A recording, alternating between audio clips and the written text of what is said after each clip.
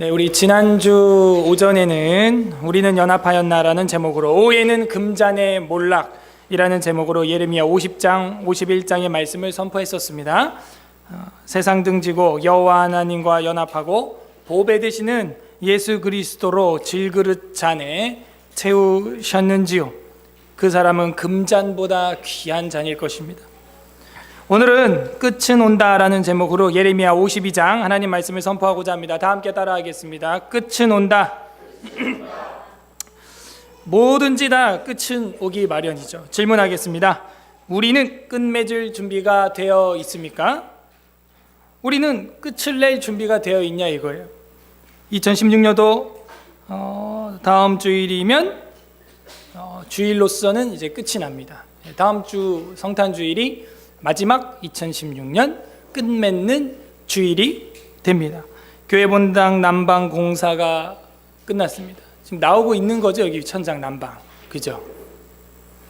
끝난 것 같아요. 이쪽엔 난방 공사, 저 옆에도 식당도 이제 난방기는 여기만 이제 들어오니까요. 잠옷실은 아직 안 끝난 것 같습니다. 하지만 언젠간 끝날 겁니다. 우리는 미지의 미래를 다 알지 못하는 사람이죠.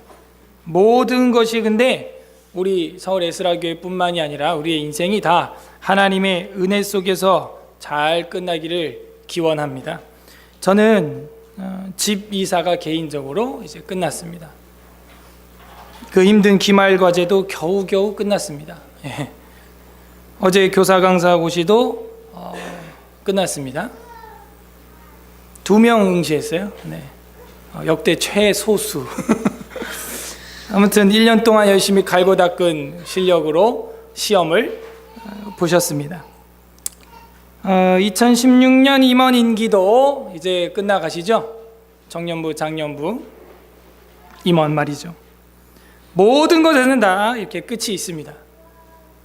여러분은 하나님 앞에서 한 해를, 그리고 우리의 인생을 끝맺을 계획과 준비가 되어 있습니까? 연말에 우리가 한번 생각해 봐야 되고, 예레미야 마지막 장을 하고 있는 이 순간 생각을 해봐야 됩니다.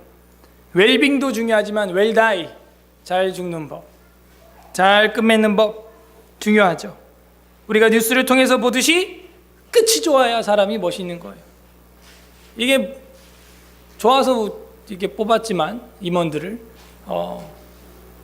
공직자들을, 국회의원을, 대통령을, 이 끝이 안 좋다는 거예요. 끝이 지저분하면 모든 공적이 다 가려져 버려요. 오늘 성경 본문에서는 예루살렘과 시드기야의 끝이 나옵니다.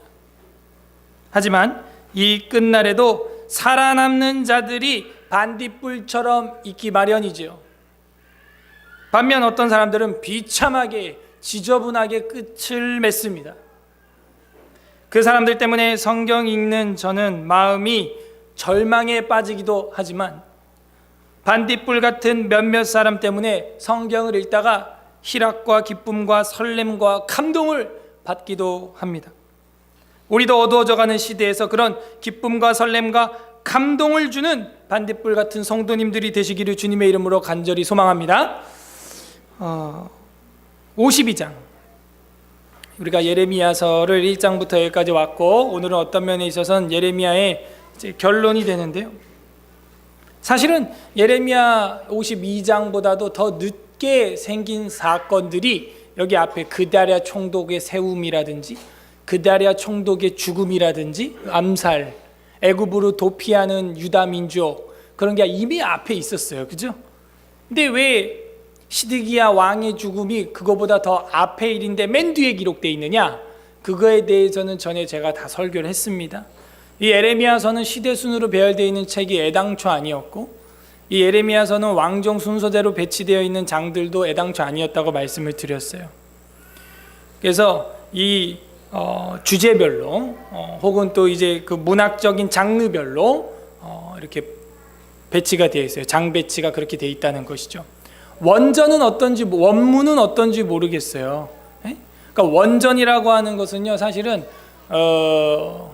원전은 하나밖에 없는 겁니다. 근데 우리가 가지고 있는 건 사본이기 때문에 이게 애당초에 어떻게 구성이 되어 있는지는 배치는 우리가 알 수 없어요. 창세기부터 요한계시록까지 책 순서도 이거는 우리가 이렇게 순서를 놓은 거지 실제 이게 순차라는 거는 검증할 길이 없어요. 그걸 검증하는 학문이 가장 인문학 중에서 오래된 학문이 하나가 그게 바로 사본학이라는 겁니다.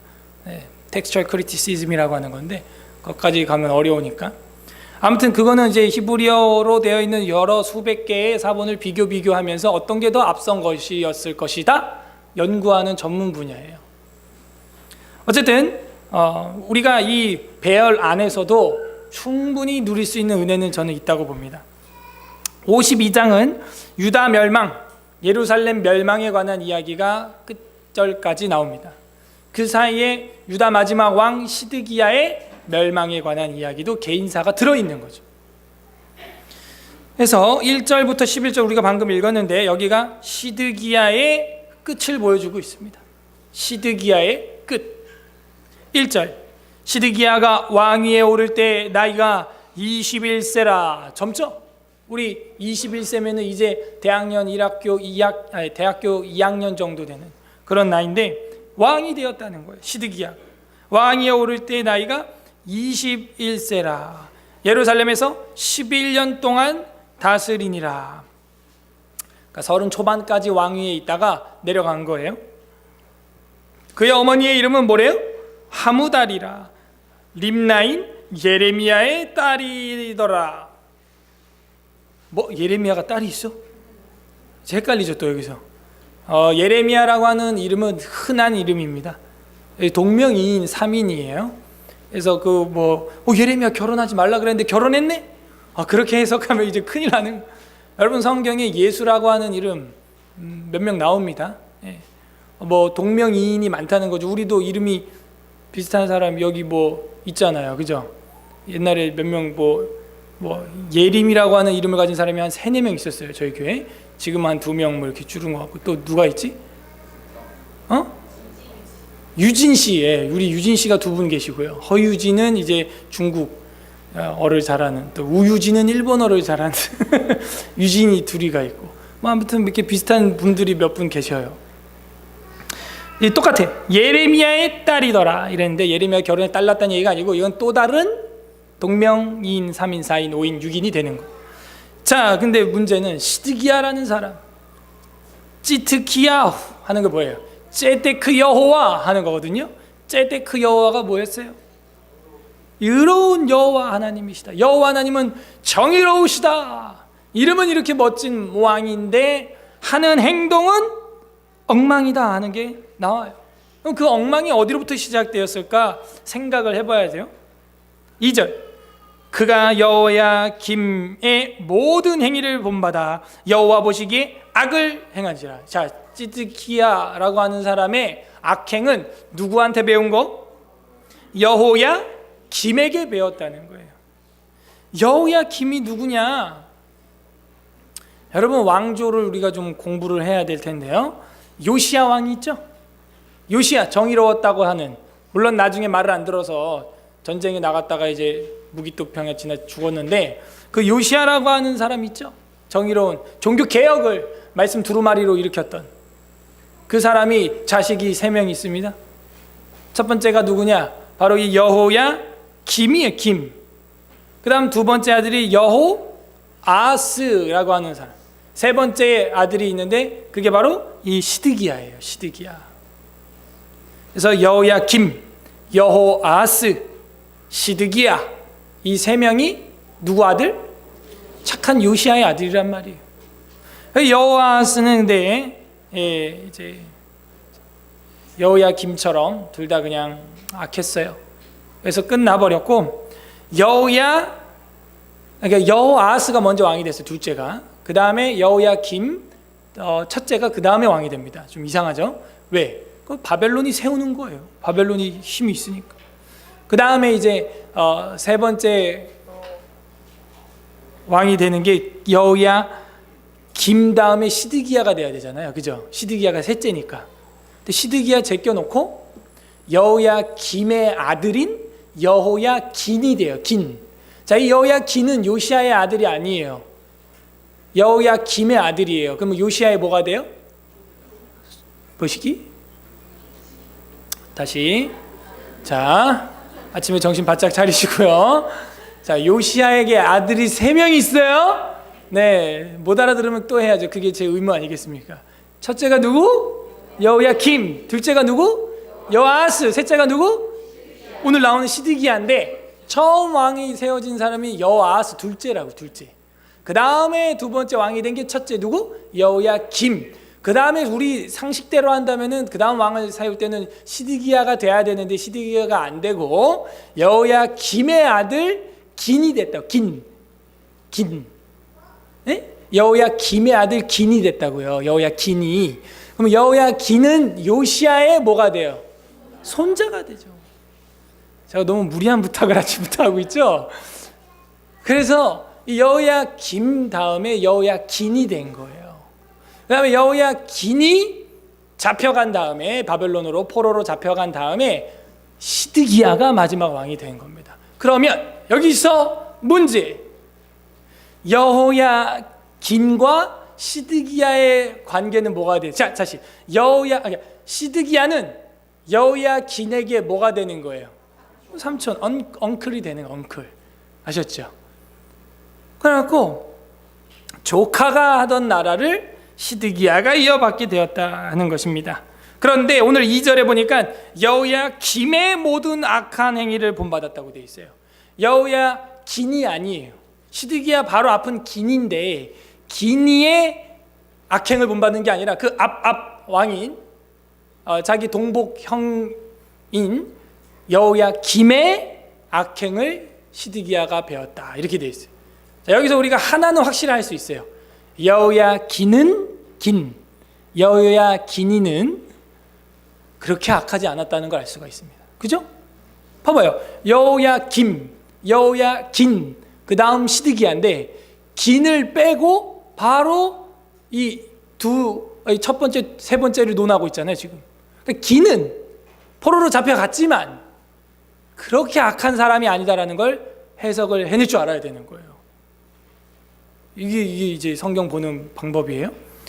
왜냐하면 그 직전 여호야긴이가 아니고 여호야김의 직전에 여호야김의 악행을 시드기야가 모든 행위를 본받았다 이렇게 돼 있잖아요.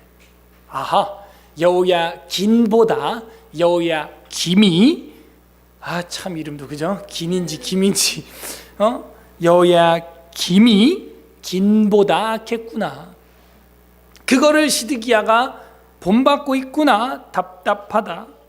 그러면 여호야김이 그렇게 악했는데 직전에 왕이 악했는데 어떻게 이렇게 시드기야가 어떻게 이렇게 자기 형 김이랑 똑같이 악했냐? 형 여호야김이랑 똑같이 시드기야가 악했냐?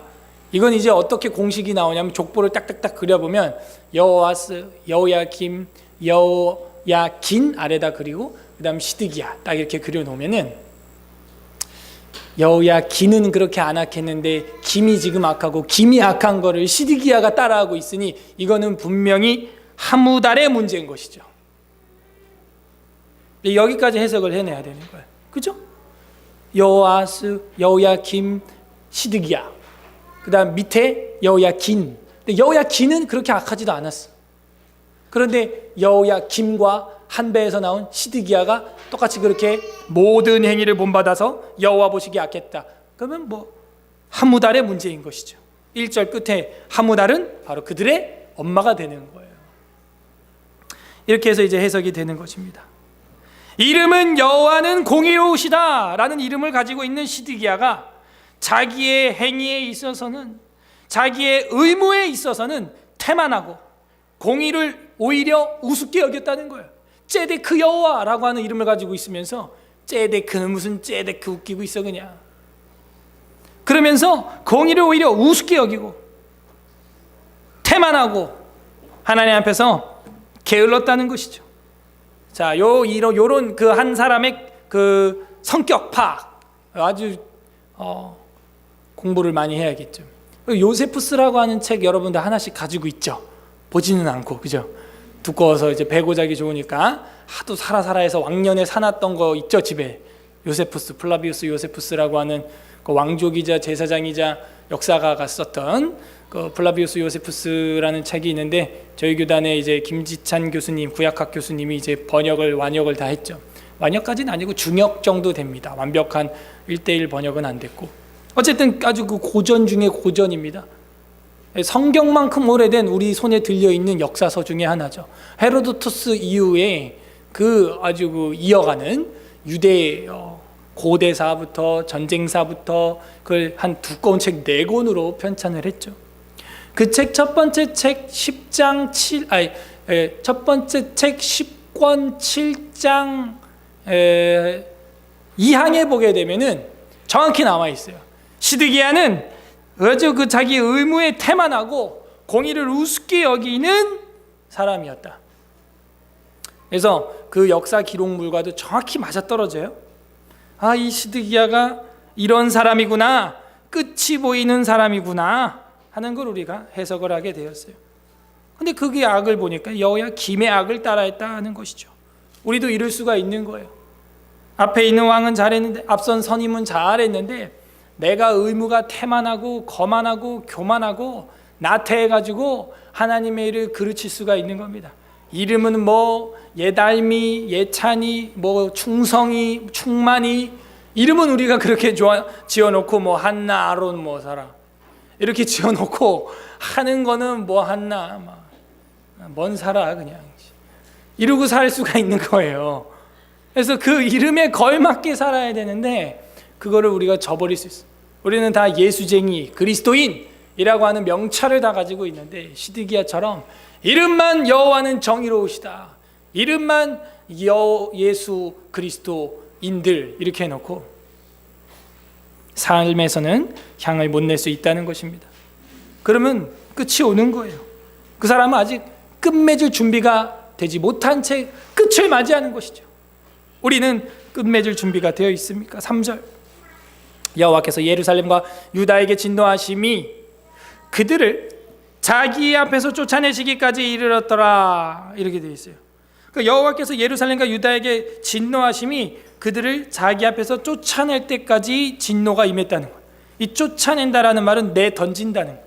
세게 던진다, 버린다, 쏴락라고 하는 그런 단어에서 파생되었어요.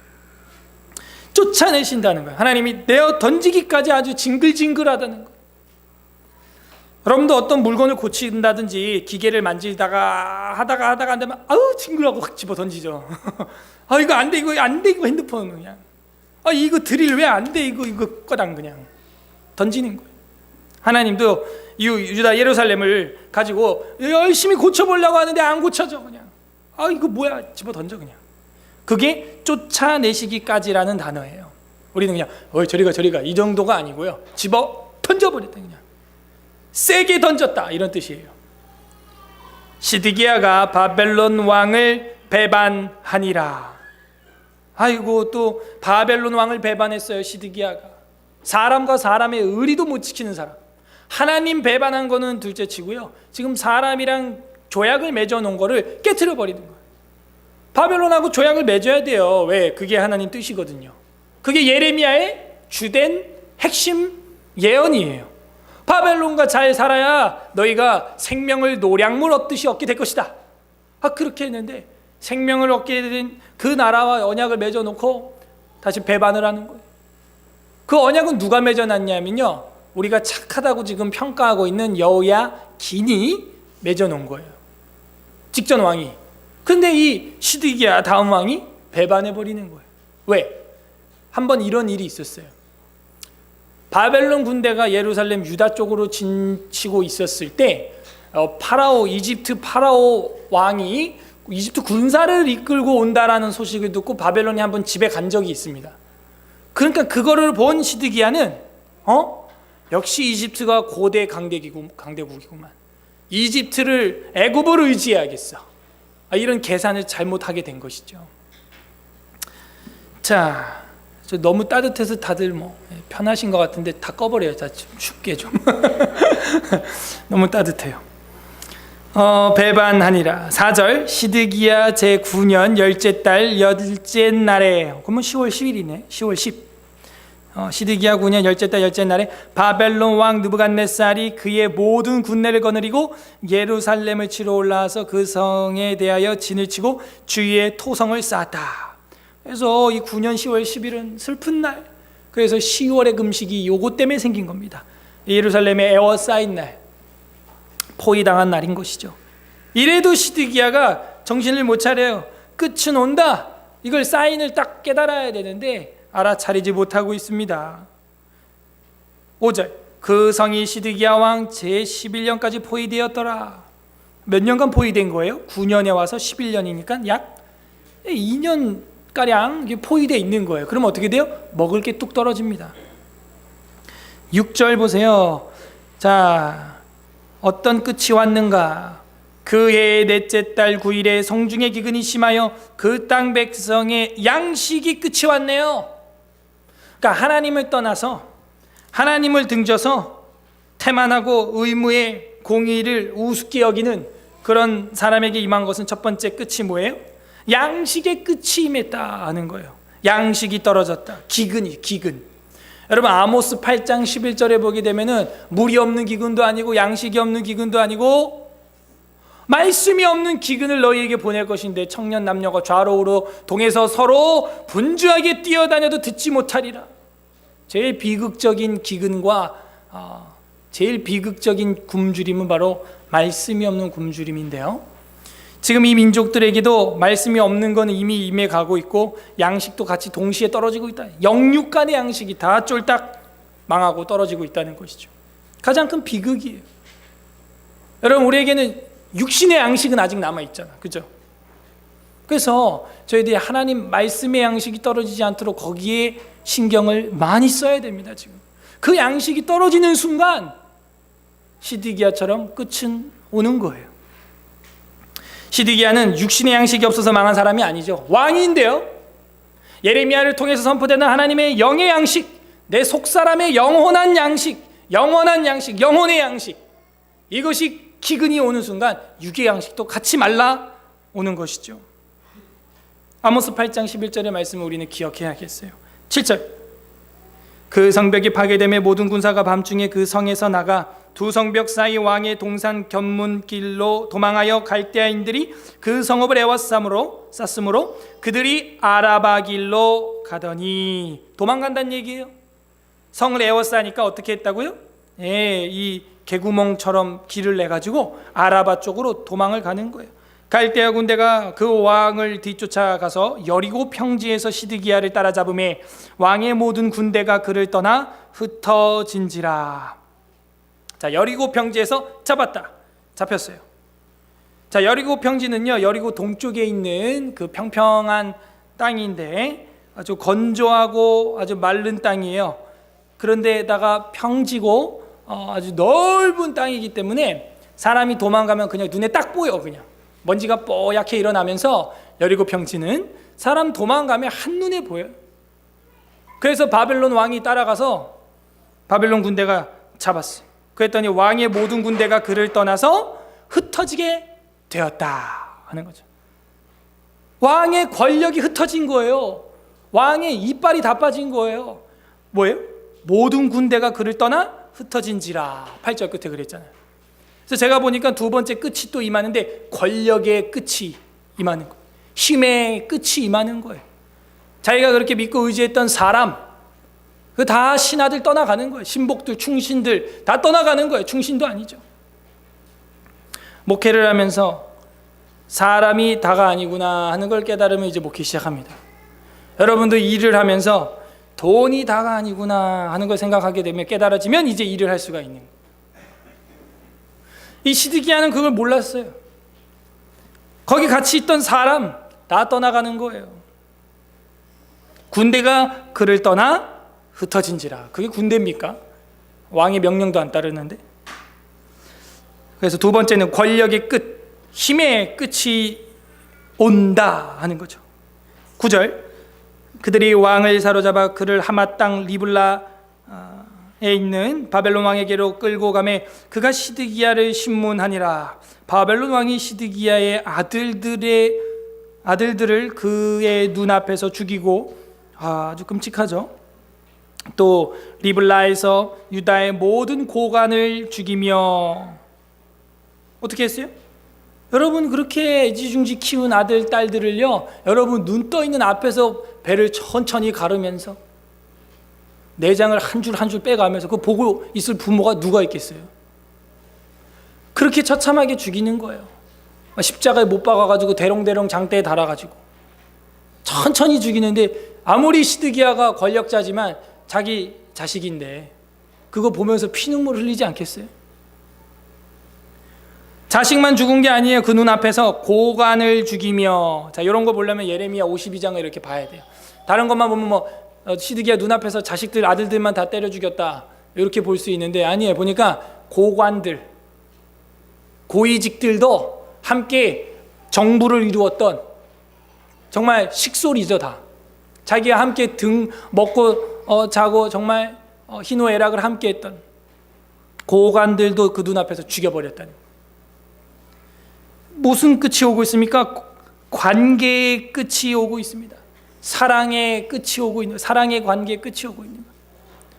가족과의 관계, 가장 친한 친구들과의 관계, 그런 관계의 끝이 임했어요. 가족, 직장, 지인과의 관계의 한계성을 보여주고 있는 것이죠. 아무리 왕이어도 말이죠.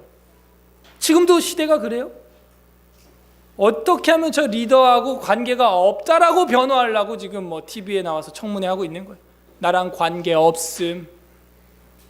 그리고 권력 잡은 자한테는 또 가까이 가서 관계하고 싶어 하고. 세상은 그 다 헤게모니라 그러죠. 그 헤게모니를 따라서 움직이게 돼 있는 거예요. 어쩔 수가 없나 봐요. 자, 11절 우리 다 함께 읽겠습니다. 시작. 시드기야의 두 눈을 빼고 놋사슬로 그를 결박하여 바벨론 왕이 그를 바벨론으로 끌고 가서 그가 죽는 날까지 오게 가두었더라. 자, 그 다음은 어떻게 되었느냐 보니까, 이제는 다 봤냐? 아들들 죽는 거 다 봤어? 고관들 죽는 거 다 봤어? 그럼 이제 눈 빼? 반납? 해가지고 눈 반납했어요.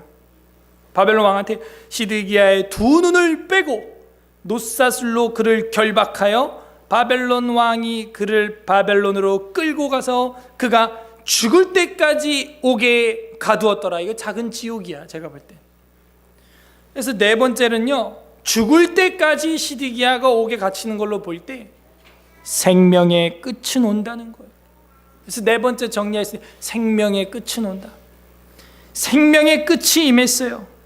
여러분, 이렇게 두 눈을 빼는 건요, 고대 근동에 반란하는 그 노예들, 무리들을 잡아서 처형을 할 때 쓰는 방법이 그 노예들 눈알을 빼는 거예요. 아주 끔찍하죠.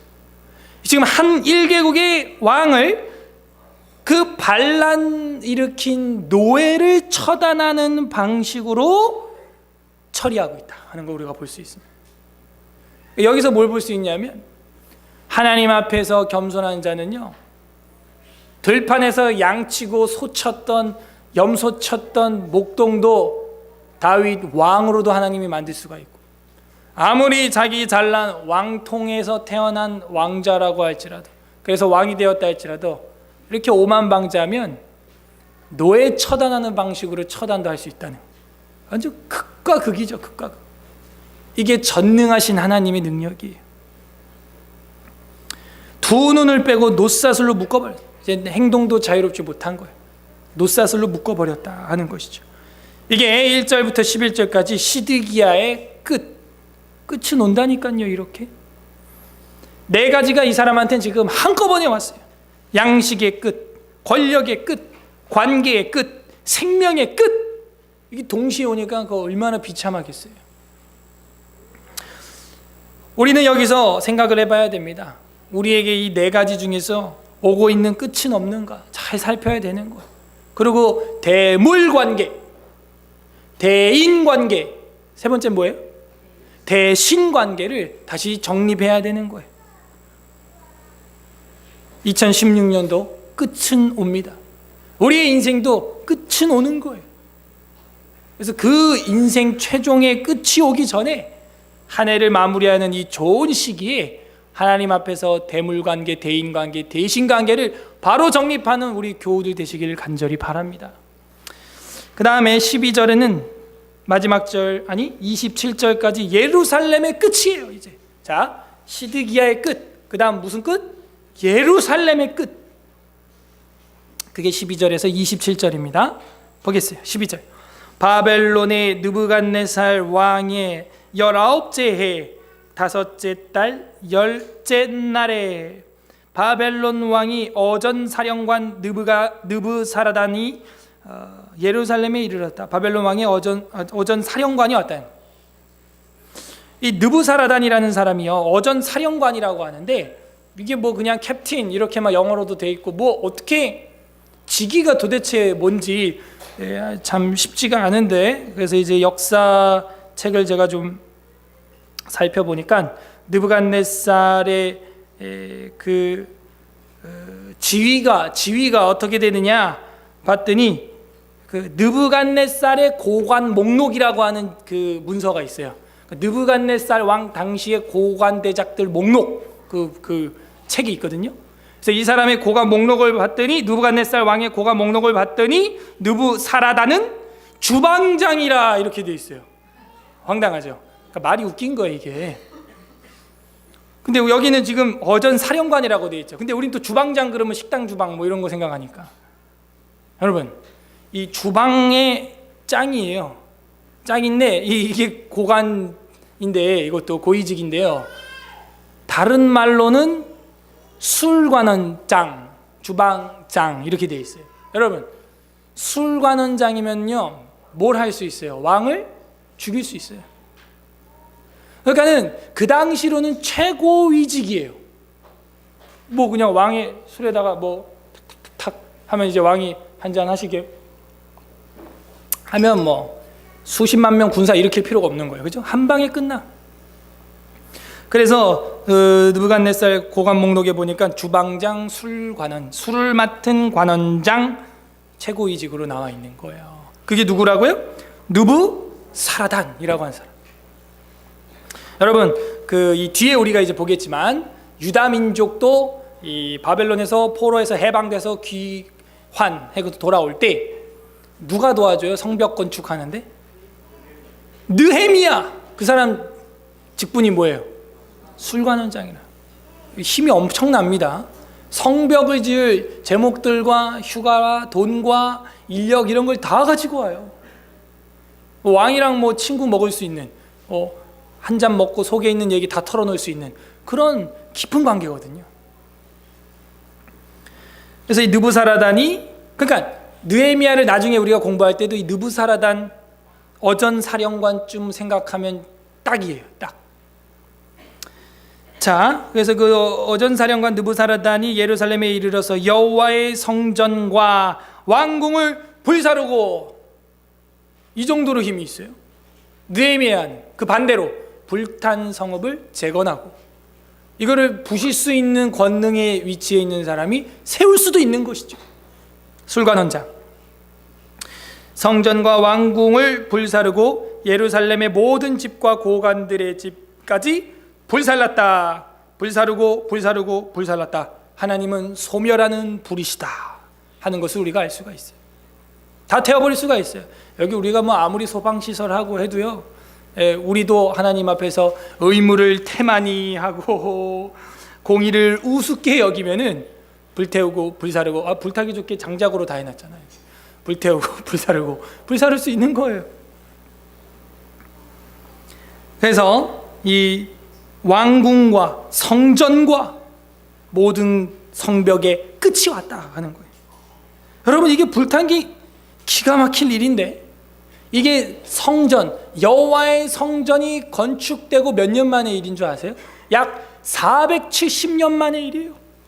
여러분 470년 만에 초유의 사태가 터진 거예요. 470년 동안 한 번도 불난 적 없던 그 템플, 그 하나님을 향해 예배하고 소 잡고 양 잡고 비둘기 잡고 피를 흘리며 속죄하며 눈물을 쏟았던 그 건축물이 활활활 타버리고 무너지고 470년 만에. 예전에 우리 남대문 그 불났을 때, 숭례문 불났을 때도 좀 충격은 충격이었잖아요. 뭐 활활활 타는 거예요 그냥. 충격이죠. 그 이상의 몇백 배 충격일 거예요. 왜? 이 사람들은 종교 사회고 재정일치에 종교와 정치가 하나 된 민족들이기 때문에 거의 심장과 같은 거예요. 심장. 출애굽 이후 1062년 만에 지금 처음 초유의 사태가 벌어지고 있는 거예요. 아담으로부터 하면은 3513년여 만에 초유의 충격적인 사건을 지금 눈앞에 보고 있는 것이죠. 충격이에요. 그냥 이게 뭐 13절에 여호와의 성전과 왕궁이 불사르고 이렇게 그냥 가볍게 읽을 그런 충격이 아니라는 겁니다. 수백 년 동안 변함없었던 것이 충격이 오는 거예요. 충격. 뭐 우리로 하면은 뭐라고 할까? 지진이 나서 여의도 국회의사당이 돌 위에 돌도 남지 않고 다 무너졌더라 뭐 한다. 얼마나 큰 충격이 되겠어요. 지붕만 바가지처럼 댕그랑 이렇게 있더라. 얼마나 충격이 되겠어요. 그만큼의 하나님은 소멸하시는 하나님이시다 하는 걸 보여주고 있습니다. 예루살렘에 끝이 오고 있어요. 성전에 끝이 오고 있어요. 14절 사령관들을 따르는 갈대아 사람의 모든 군대가 예루살렘 사면 성벽을 헐었더라.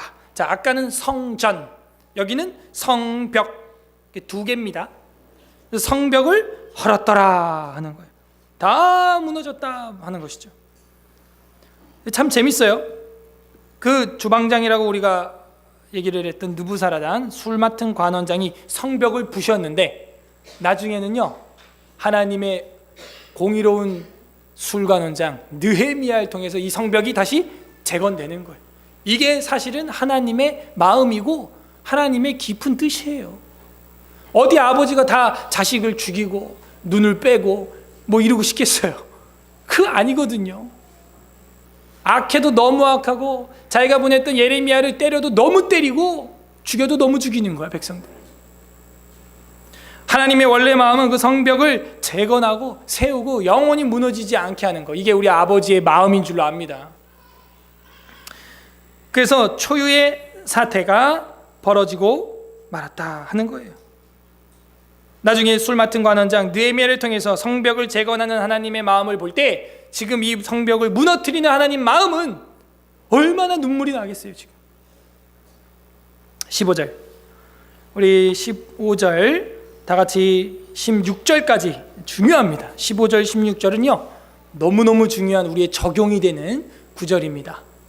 어떻게 살아야 하는가를 보여주고 있어요. 그럼 우리는 끝을 어떻게 준비해야 되는 걸 보여주고 있어요. 15절 16절 다 같이 한 목소리로 읽겠습니다. 시작. 사령관 느부사라단 백성 중 가난한 자 성중에 남아있는 백성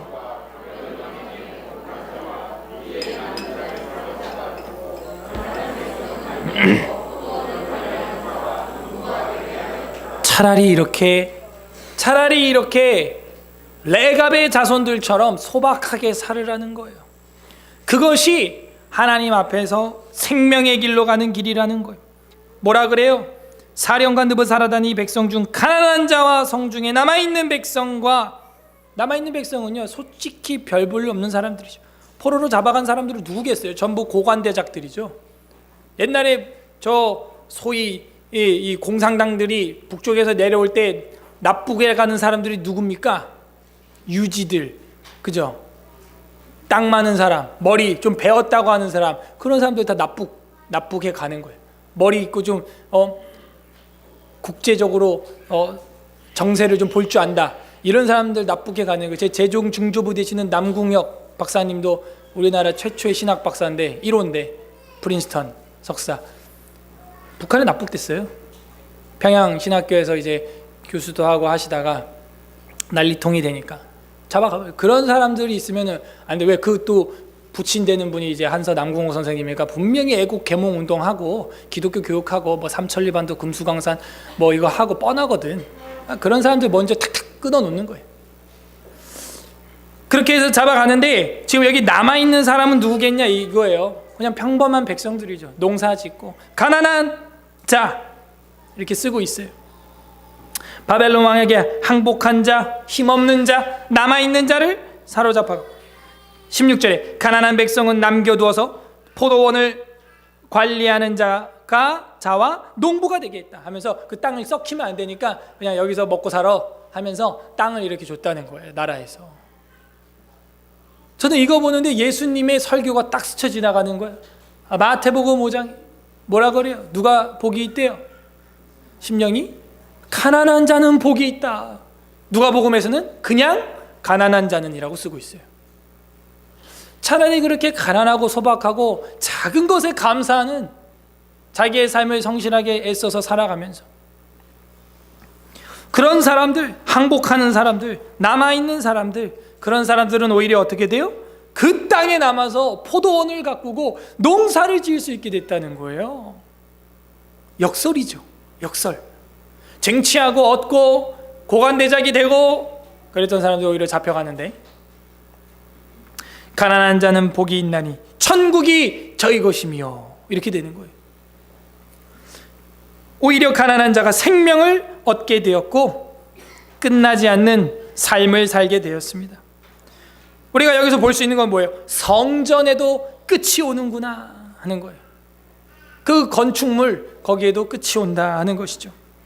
여기도 예배당 우리가 이렇게 잘 지어놓고 뭐 북적북적도 뭐 잘 사용하겠지만 또 하나님의 뜻이 아니라면요, 이 예배당도 끝이 올 수가 있는 거예요. 그래 새 성전이라고 이야기를 하는데 이 새 성전도 끝이 올 수가 있는 거예요. 우리에게 각성하게 하는 말씀입니다. 17절, 갈대아 사람은 또 여호와의 성전에 두 놋기둥과, 자, 이 놋기둥은 솔로몬 때 세운 건데요, 야긴과 보아스라고 하는 그 큰 놋기둥인데 뭐 이거보다, 이런 기둥보다 조금 더 클 거예요. 사람 둘이 못 앉는 한 6규비 둘레가 되는 정도, 그런 6규빗이 아니라 6m 12규빗이니까 한 6m 정도 둘레가 되는, 예, 그런 기둥입니다. 그 두 개가 탁 있는데 그걸 뜯어갔어요. 왜? 노시니까 이거 엿바꿔 먹어도 아주 막 엿이 많이 나와. 그래서 근데 이게 두께만도 이 둥그렇게 이제 기둥이 생겼는데요, 속은 비어 있습니다. 그 속까지 다 채우면 얼마나 무겁겠어요. 그러니까는 이게 삥 둘렀는데 천편로 해가지고 편철로 해가지고 이렇게 둘렀는데 그 두께가 손가락 4개만 하대요. 두께가 엄청 두껍죠. 그 두꺼운데 둘레가 한 6m 되는 거예요. 둘레. 그러면 지름 구해봐. 원주를 해가지고 빨리 해봐. 자, 둘레가 6m인 놋기둥이 있다. 이 지름은 얼마가 나올 것인가. 아무튼 6m니까 두 사람이 이렇게 안아도 쉽지 않습니다. 근데 그 두께가 사람 손가락 4개만 하다는 그 껍질이 엄청 무거운 거죠. 야긴과 보아스. 18절, 가마들과 부삽들과 부집개들과 주발들과 숟가락들과 섬길 때 쓰는 모든 놋그릇들을 다 가져갔고, 19절, 사령관들은 잔들과 화로들과 주발들과 솥들과 촛대들과 숟가락들과 바리들 곧 금으로 만든 물건의 금과 은으로 만든 물건의 은을 가져갔더라. 솔로몬 왕이 여호와의 성전을 위하여 만든 두 기둥, 계속해서 두 기둥 그런데 이게 상징성이 좀 있었어요.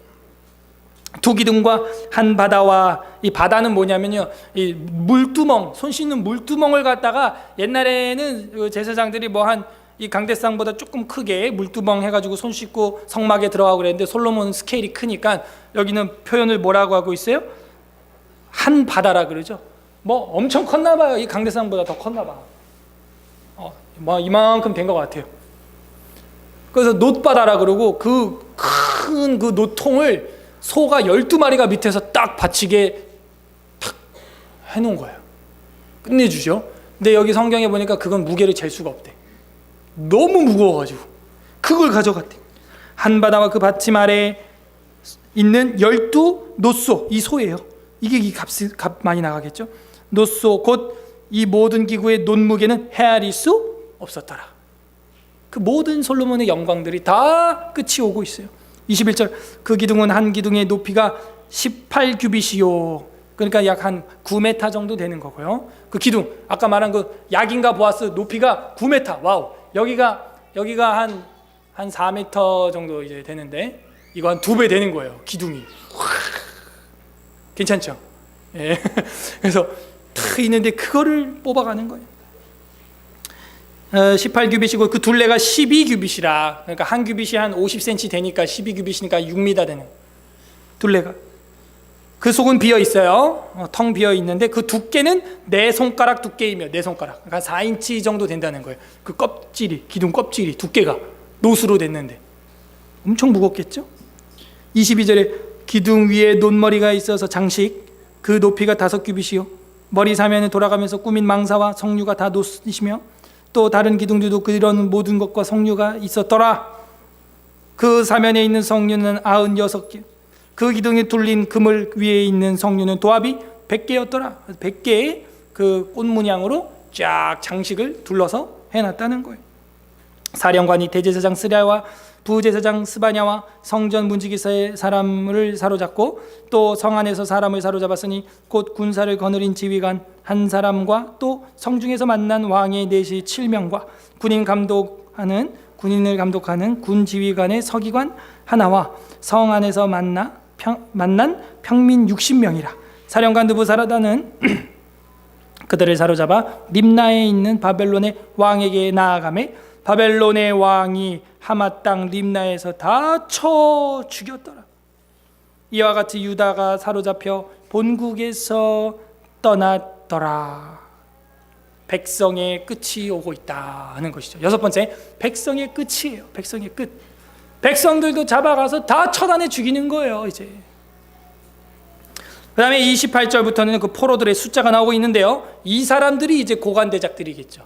잘 나가는 유다의 강남 스타일 뭐 이런 사람들 잡아가는 거예요. 28절, 느부갓네살이 사로잡아간 백성은 이러하니라. 제7년에 유다인의 3023명이요 느부갓네살의 18째 예루살렘에서 사로잡아간 자가 830명이요 느부갓네살의 제23년에 사령관 느부사라단이 사로잡아간 자 유다 사람이 745명이니 그 총수가 4600명이더라. 여러분, 출애굽할 때 지금으로부터 1062년 전에, 약 한 1000년 전에 출애굽할 때 그 장정만 20세 이상으로 싸움에 나갈 만한 사람이 60만 3,550명이었고 남녀노소 합치면 약 200만 명 됩니다. 그러면 1000년 동안 인구가 증가했으면요, 어마어마하게 증가했겠죠. 그야말로 아브라함의 언약이 이루어졌을 것입니다. 하늘의 별과 같이, 바다의 모래와 같이 200만 명이 1000년을 지냈어요. 얼마나 많은 사람이 늘어났을까요? 저도 결혼하고 5년 만에 인구가 2.5배 증가했습니다. 우리 집안이 5년 만에, 5년도 아니고요, 1000년 몇 배 증가했을까요? 어마어마했을 거예요. 그런데 고작 잡아가는 사람의 숫자를 보니까 얼마 남지 않았어요. 4,600명. 얼마나 많은 사람들이 죽었고, 얼마나 많은 사람들이 징계를 당했고, 얼마나 많은 사람들이 방황하고 유리하는 사람이 되었는지 우리는 예측할 수가 있어요. 고작 4,600명 잡아갔다는 거예요. 얼마나 많은 사람들이 피난의 길에 올랐고 얼마나 많은 사람들이 난민이 되었겠어요. 이게 포로들의 숫자예요. 28절부터 30절까지 4,600명. 눈물 나는 숫자인 거예요. 진짜 그 많은 사람들 다 어디 가고요. 31절 유다, 이제 31절부터는 여호야긴이 나옵니다. 따라서 여호야긴. 여호와가 아니고, 자, 여호야긴. 오케이. 여호야긴에 대해서 제가 아까 초두에 말씀드렸죠. 긴 말고 긴. 예. 요시야의 손자. 그죠? 긴이 나와요, 갑자기. 31절 봐봐요. 여호야긴의 자유에 대한 이야기가 나오는데요. 31절, 유다 왕 여호야긴이 사로잡혀 간지 37년. 제가 잡혀갔다 그랬죠. 이 사람이 잡혀가고 나서 시드기야가 세워졌다 그랬죠. 그죠? 엉클, 삼촌인 시드기야가 세워졌다 그랬죠. 사로잡혀 간지 37년, 곧 바벨론의 에월 모로닥 왕의 즉위 원년 12째 달 25째 날, 그가 유다의 여호야긴 왕의 머리를 자른 게 아니에요. 머리를 들어 주었고 감옥에서 풀어 주었더라. 이게 웬일이야? 이게 웬일이에요? 지금 누나를 빼도 지금 시원치 않을 나라였을 텐데 지금 머리를 들게 했고 감옥에서 풀어 주었다는 거. 32절 보세요. 그에게 친절하게 말하고, 와우, 적국의 왕이 친절하게 말했대요. 바벨론 왕이 느부갓네살이 친절하게 말했대요. 여호야긴아 하면서. 그 자리에서 그와 함께 바벨론에 있는 왕들의 자리보다 높이고, 바벨론의 왕들의 자리보다 높였대요.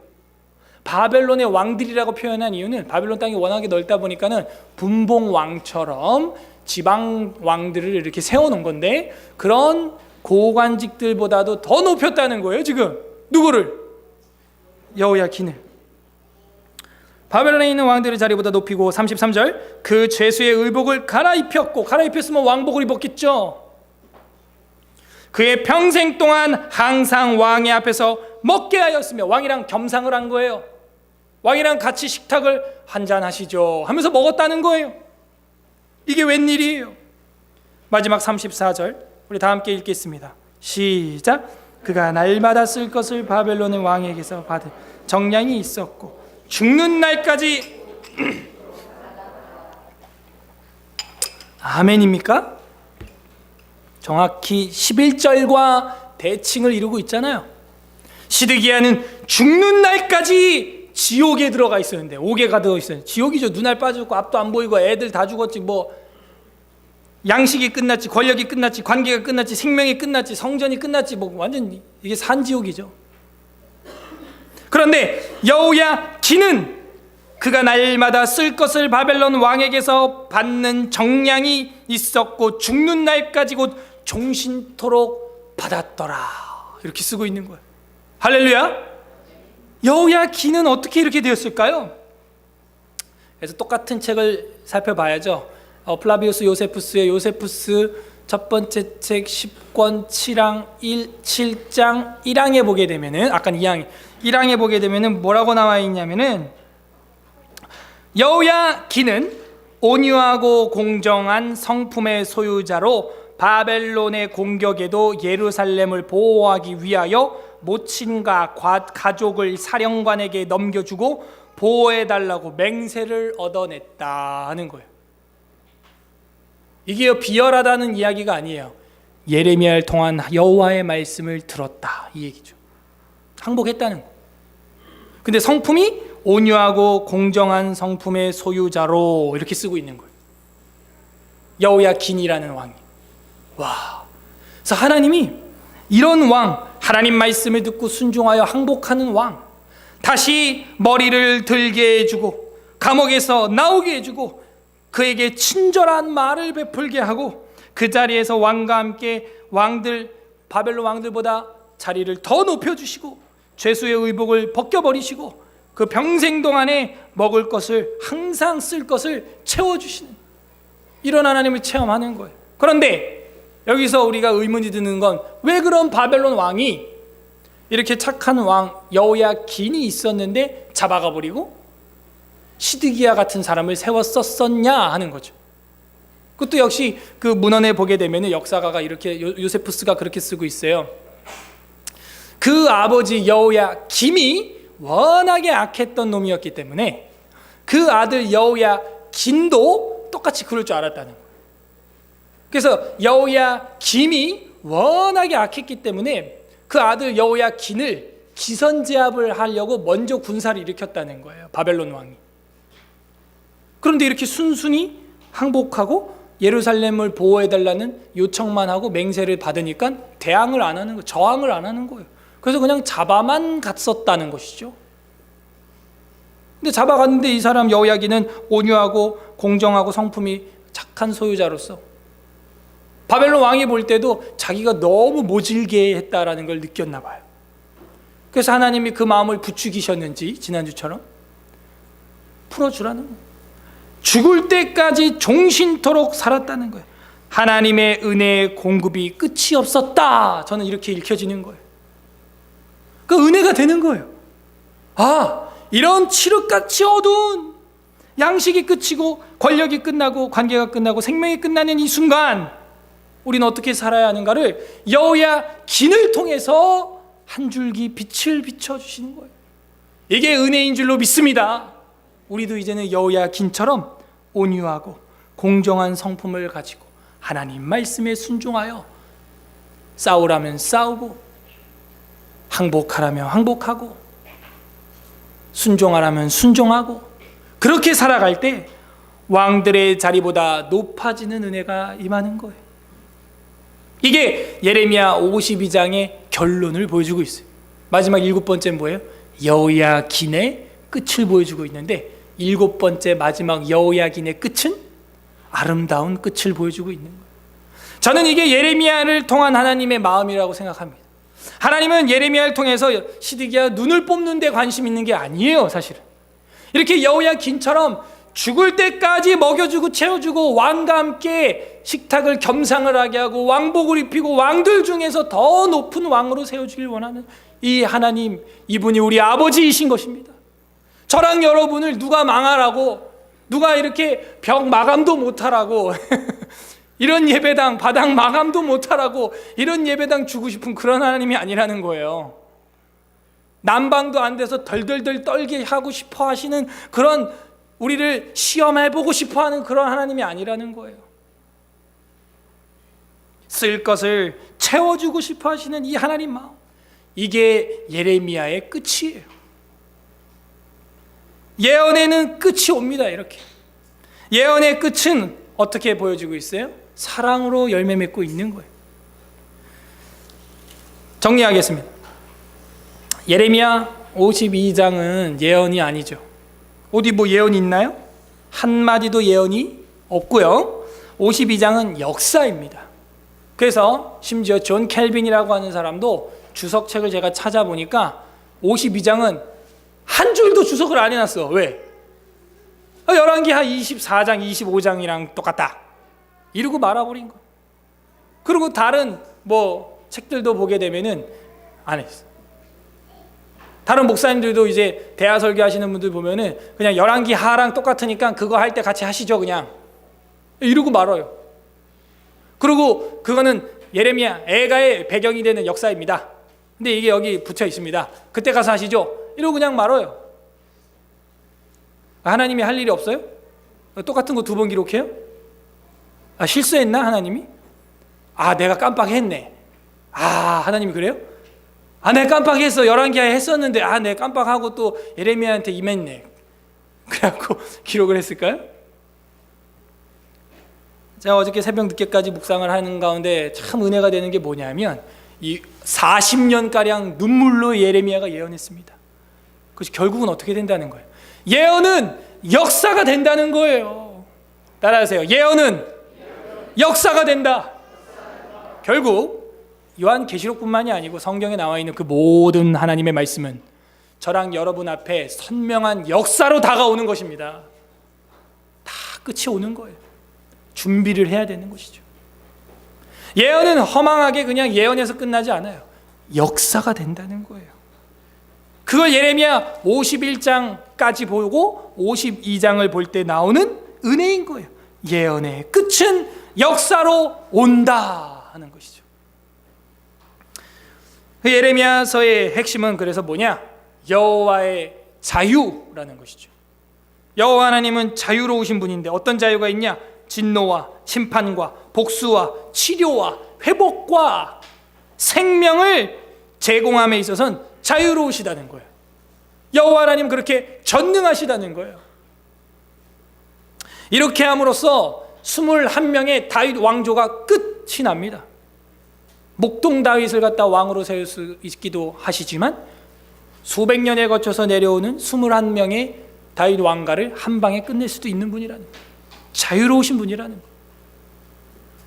그래서 여호와는 누구시다? 사랑이 많으시고 공의로우시고 자비로우신 하나님인 걸 너희가 자랑하라. 자랑하라. 이런 하나님이심을 자랑 좀 해라. 자랑 좀 해라. 그렇게 말씀을 했던 것이죠. 결국 하나님은 느헤미야 술관원장을 통해서 다시 이 성벽을 재건하고 에스라를 통하여 성전을 재건함으로 사랑과 회복과 치료의 하나님이라는 것을 다시 한번 명확히 보여주십니다. 무지와 교만과 오해와 편견에 빠져 있는 사람들을 심판하시되 여호야긴과 같이 온유한 자는 땅을 기업으로 얻게 하시고 왕들과 함께 자리에 앉히시는, 높이시는 하나님이라는 거예요. 여러분, 바벨론 역사는 70년 정도입니다. 100년 안짝에서 그 강대한 나라가 서고 무너지고를 다 해요. 흥망성쇠가 100년 안에 끝나요. 세계 역사에도 서울대학교에서 나온 세계문화사, 아니면 뭐 헤로도토스의 역사, 아니면 뭐 다른 뭐 역사책들을 봐도 여러분이 그냥 객관적으로 알 수 있습니다. 바벨론 제국의 역사를. 저는 거기서 또 은혜가 오는 거예요.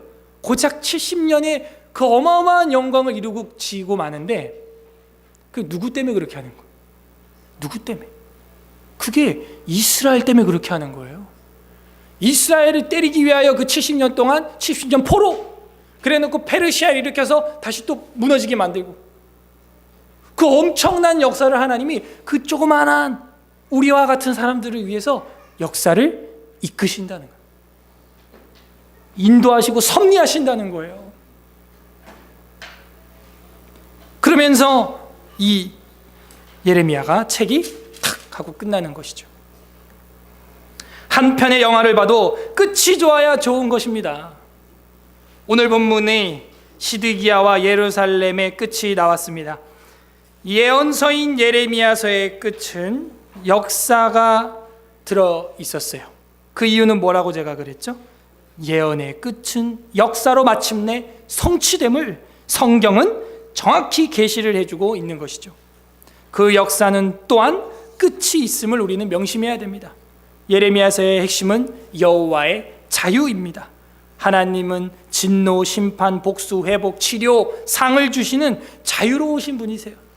무지, 교만, 오해, 편견, 태만한 자는 심판하시되 가난한 자와 같이 여우야 긴과 같이 온유하고 충성된 자는 땅을 기업으로 얻게 하시고 왕들과 함께 자리를 높여주시되 더 높여주시도록 회복시켜 주시는 하나님인 것입니다. 70년의 바벨론의 역사가 하나님 중심으로 움직임을 하나님이 보여주는 증거이고, 이스라엘을 중심으로 역사하시는 하나님이 살아있다는 역사의 흔적인 것이죠. 우리에게도 끝은 옵니다. 그 끝을 준비해야 합니다. 2016년 한 해 남은 끝자락에도, 하나님을 만날 내 인생의 끝자락에도 멋지게 만날 준비를 해야 하는 것이죠. 여우야 긴처럼, 이름 모를 가난한 자들처럼. 관련 구절 찾겠습니다. 설교는 결론을 향해 왔습니다. 마태복음 13장 39절에서 40절 보겠습니다. 마태복음 13장 39절, 마태복음 13장 39절, 신약성경 22페이지 보겠습니다. 마태복음 13장 39절 40절 2절 읽겠습니다. 시작. 가라지를 뿌린 원수는 마귀요, 추수 때는 세상 끝이요, 추수꾼은 천사들이니 그런즉 가라지를 거두어 불에 사르는 것 같이 세상 끝에도 그러하리라. 시드기야 한 사람의 개인의 운명뿐만이 아니라 인류 종국사적 운명도 이렇게 된다는 거예요. 알곡은 거두지만 가라지는 불에 살라버린다는 거예요. 그 가라지를 뿌린 건 누구냐? 마귀라, 이렇게 예수님이 말하고 있는 것이죠. 끝날, 세상 끝날이 있다는 거예요. 마태복음 13장 같은 장 47절 50절에도 보시면 47절 제가 읽겠습니다. 또 천국은 마치 바다에 치이고 각종 물고기를 모으는 그물과 같으니 그물에 가득함에 물가로 끌어내고 앉아서 좋은 것을 그릇에 담고 못된 것은 물고기 버린다는 거예요. 49절, 세상 끝에도 이러하리라. 끝은 온다. 천사들이 와서 의인 중에서 악인을 갈라내어 풀무불에 던져 넣으리니 거기서 울며 이를 갈리라. 시드기야가 옥에 갇혀 들어간 것처럼 말이죠. 그럼 우린 성도들은 어떻게 해야 될까요? 끝까지 견뎌야 돼요. 가난해도, 감옥에 붙잡혀 있는 여우야 긴과 같아도 오래 붙잡혀 있었잖아요. 견뎌야 되는 거예요. 그러면 구원을 얻는 것입니다. 마태복음 24장 펼쳐보시죠. 24장 10절에서 13절. 마태복음 24장 10절에서 13절 여러분이 읽어주세요. 마태복음 24장 10절에서 13절 시작. 그때 많은 사람이 실족하게 되어 서로 잡아주고 서로 미워하겠으며 거짓 선지자가 많이 일어나 많은 사람을 미혹하겠으며 불법이 성함으로 많은 사람이 사랑이 식어지리라. 그러나 아멘. 끝까지 견디는 자입니다. 끝은 오는데 어떻게 해야 돼요? 견뎌야 되는 거예요. 여호야긴처럼 감옥에서도 견뎌야 되는 거예요. 자기 삼촌이 왕이 돼 있어도 견뎌야 되는 거예요. 우리 서울 에스라교회 성도님들 견디시기를 바랍니다.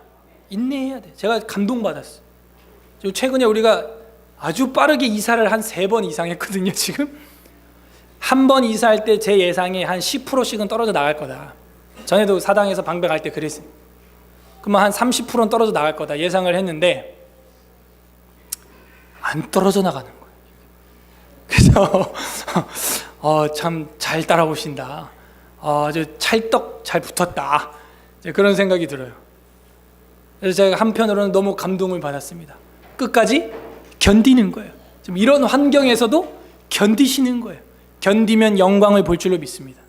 하나님 말씀이 가르쳐지고 복음이 전파되고 여러분이 이제 그런 성경 교사가 되고 여러분도 이 단에 서서 말씀을 전하고 반을 만들고 그런 좋은 은혜의 날을 저는 볼 줄로 믿습니다. 누가? 끝까지 견디는 사람. 견디는 사람. 히브리서 7장 3절에 보게 되면 예수님을 일컬어서 이런 말을 합니다. 멜기세덱을 이제 빗대어서 이야기를 하는데 히브리서 7장 3절에 아버지도 없고 어머니도 없고 족보도 없고 시작한 날도 없고 생명의 끝도 없어 하나님의 아들과 닮아서 항상 제사장으로 있다는 거예요. 누가? 멜기세덱이. 예수님은 그 멜기세덱의 반차로 왔는데 끝도 없는 하나님의 아들을 닮아서 항상 제사장으로 우리와 함께 있다는 거예요. 세상은 다 끝납니다. 2016년도 끝나고 본당 난방공사도 끝나고 제 기말고사도 끝나고 다 끝나지만 끝이 없는 분이 있다는 거예요. 바로 우리 주 예수 그리스도. 그분은 끝이 없다는 거예요. 하나님의 아들을 방불케 아버지도 어머니도 족보도 시작한 날도 없고 끝날도 없다는 거예요. 그분과 함께하면 우리도 덩달아 영원히 끝이 없을 줄로 믿습니다. 그게 endless가 되는 거예요. 엔드가 없어요. 끝이 없어요. 영원하게 되는 것이죠. 웨스트민스터 신앙고백서 제25장 사망해 보게 되면은 교회라고 하는 파트가 있는데 세상 끝날까지 천국 기간은 교회를 통하여 일한다는 것이죠. 천국 기간은 교회라는 거예요. 25장 사망해 보니까 이 보편적인 유형교회에서 세상 끝날까지 이 세상에서 성도들을 모으는 일과 온전케 하는 일을 위하여 그리스도께서는 항상 성직과 성경과 성례를 제정해 주셨다. 다시 읽어볼게요. 사망에 이 보편적인 유형교회, 우리 눈에 보이는 이 유형교회를 세상 끝날까지, 세상에는 끝날이 있습니다. 근데 그 끝날까지 우리가 어떻게 견딜까요? 그 끝날까지 이 세상의 성도들을 모으는 일과 온전하게 하는 일을 위해서 그리스도께서는 하나님의 성직 목회자과 성경책, 성례, 세례와 성찬을 제정해 주셨다는 거예요. 성직, 성경, 성례. 여러분이 이 3가지를 꽉 붙들어야 돼. 이게 어디 있냐? 교회 안에 있는 거예요. 교회 안에. 이 3 관계를 잘 붙들어야 됩니다. 목회자의 관계, 그 다음에 성경 말씀과의 관계, 그 다음에 성례의 관계, 내 신앙 고백으로 그걸 꽉 붙들고 있을 때 어떻게 된다? 세상 끝날까지 온전하게 될 줄로 믿습니다. 이게 하나님의 방식이. 하나님의 마음은 무엇일까요? 오늘 우리를 바벨론의 왕들의 자리보다 더 높이시기를 원하고 더 회복시키고자 하는 마음, 이게 하나님의 마음이에요. 이게 본심이에요. 적용을 해보세요. 나는 가난한 마음, 가난한 자로 여호야긴과 같이 견디는 사람으로 살아야겠구나. 스스로 이제 적용하시면 됩니다. 타인에게는 이제 어떻게 할까요? 그 하나님을 성탄절의 가장 큰 선물로 행복한 인생의 끝을 맞이할 수 있도록 저 모르는 사람들에게 복음을 전해야겠다. 다음 주는 성탄절 주일이고 새가족 초대의 날로 우리가 여기서 보냅니다. 그래서 여러분 마음에 기도하고 있는 사람, 복음을 전해하고 싶은 사람에게 꼭 가서 당신의 끝이 행복하기를 바랍니다. 당신의 인생의 끝은 옵니다. 복음을 전해야 되는 거예요. 끝맺습니다. 한 편의 영화를 봐도 끝이 좋아야 되는 것입니다. 모든 것에는 끝이 오는데 그 끝이 찜찜하면 모든 게 찜찜한 것입니다. 오늘 본문에 시드기야 개인의 끝과 예루살렘 나라의 끝이 나왔습니다. 예레미야 선지자를 통해서 이 예언의 끝은 역사로 드러난다는 것을 저희가 깨달았습니다. 그 이유는 무엇입니까? 하나님은 살아있고 우리와 함께 역사 속에서 움직이고 계시다는 걸 보여주고 있는 거죠. 예언의 끝은 마침내 역사로 성취됨을 성경이 계시해 주는 것입니다. 그 역사는 또 끝이 있습니다. 우리 주인님 되시는 예수 그리스도께서는 끝날까지 우리를 그냥 고아처럼 내버려 둘까요? 자, 오늘 마지막 성경 구절 찾아보겠습니다. 마태복음 28장 20절. 예수 그리스도께서는 끝날까지 우리랑 항상 함께 하신다는 것이죠. 오늘의 결론입니다. 마태복음 28장 20절. 여호야긴이 감옥에서 죽을 때까지 함께했던 하나님, 오늘 우리와 여러분은 각각 개인과 어떻게 함께 하시느냐. 마태복음 28장 20절 다 같이 읽겠습니다. 시작. 내가 너희에게 분부한 모든 것을 가르쳐 지키게 하라. 볼지어다 내가 세상 끝날까지 너희와 항상 함께 있으리라 하시니라. 아멘. 세상 끝날까지 우리가 견딜 수 있는 비결은 예수님이 항상 너희와 함께 있으리라 약속하셨기 때문이에요. 누구와 항상 함께 한다 그래요? 내가 너희에게 분부한 모든 것을 가르쳐라. 일부분만 아니고, 복음서만 아니고 모든 것을 가르쳐 지키게 하라는 거예요. 그러면 내가 너희랑 세상 끝장날 때까지 항상 함께 하겠다 하는 것이죠. 부디 가난한 마음으로 하나님의 모든 말씀을 가르치고 전파하고 치료하고 지킴으로 세상 끝날까지 여호야긴처럼 가난한 자들처럼 종신토록 영육간의 양식을 공급받는 서울 에스라교회 성도님들 되시기를 주님의 이름으로 간절히 소원합니다. 아멘. 우리 다 함께 시간 기도하겠습니다. 우리는 끝맺을 준비가 되어 있습니까? 이 시간 첫 번째 기도할 때, 하나님, 끝은 오는데 끝이 없는 것처럼 이 세상의 자랑으로 살았던 시드기야와 같은 우리의 자세, 하나님 용서하여 주시옵소서. 첫 번째로 좀 회개를 했으면 좋겠어요. 시드기야가 어떤 사람이었다고 아까 이야기를 했습니까? 자기가 이름값을 못하고 의무에 태만하고 공의를 우습게 여기고 하나님의 예언을 멸시했던 그런 패역한 사람이었습니다. 여호야김의 모든 행위에 본받아서 악을 저지른 사람이었어요. 우리도 세상 사람들이 하는 모든 행위를 본받아서 세상에서 나의 자랑거리들을 만들고 악을 본받고 있는 것들이 있다면 그거는 반드시 끝이 옵니다. 하나님, 저희가 세상에 끝이 온다는 것을 망각했던 것 용서하여 주시옵소서. 회개하시고요. 두 번째로 기도할 때는, 하나님, 저희들이 세상에 끝이 온다는 것을 하루하루 살면서 늘 자각하게 하여 주시고 시드기야의 개인의 끝이 나의 끝이 될 수 있고 예루살렘의 개인의 끝이 우리나라의 끝이 될 수 있음을 경성해서 깨어서 이제는 하나님 앞에서 가난한 자처럼, 정말 여호야긴처럼 하나님 앞에서 온유하고 공정한 성품의 소유자로 살아가게 하여 주시옵소서. 이 성탄절 하나님의 이 행복한 끝을 이웃에게 선물로 복음을, 예수 그리스도를 선물해 줄 수 있는 우리의 입술이 되게 하여 주시옵소서. 우리 다 같이 말씀을 생각하면서 회개하는 기도와 결단하는 기도 함께 올려드리겠습니다. 기도하겠습니다. 하나님 아버지, 감사드립니다. 우리 인생에 끝이 온다는 것을 깨닫게 해주시고 감사합니다.